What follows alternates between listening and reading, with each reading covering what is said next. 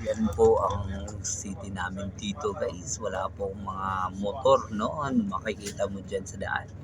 At lahat po ay isa pong lang mga sasakyan lang po. Wala po yung motor yan mga kaibigan, no?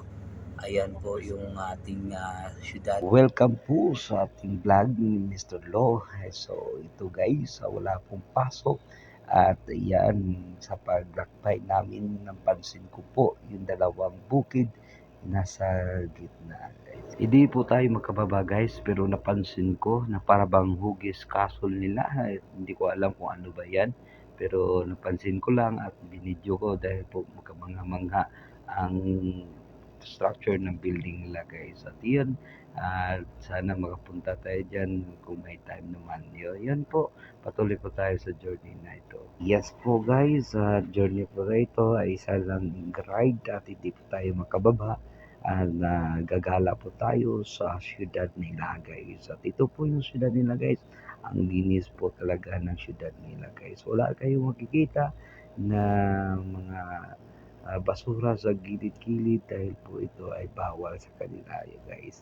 At iyan po guys ang ating lakbay ngayon at patungo po tayo sa proper ng ating lugar na tinatahak ay pangalan po ito ay isang lugar ng Opo guys. Yan po guys, ang ganda po ng tanawin nila, makakamangha-mangha ang kapaligiran at lalo na sa kalinisan ng ating lugar na ito guys, no? So grabe talaga at wala kayong makikita ng mga motor na malakbay kasama natin dahil po bawal po siguro, hindi ko alam kung ano man yun, pero wala tayong makikita ng motor guys at mga sasakyan lang talaga ng mga service at saka mga van at lalo na sa mga bus. Yan po guys ang lugar na ito. Yan po guys, patuloy po tayo sa paglakbay hanggat at maaabot natin yung ating parking area.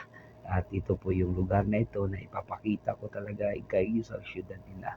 Grabe ang gandang-ganda at namangha talaga ako guys sa kagandahan ng lugar nila, no? Grabe talaga guys. At yun nga po ang ating journey ngayon at joyride vlog po tayo guys. At yan po ang ating ginagawa ngayon na araw na to dahil walang pasok.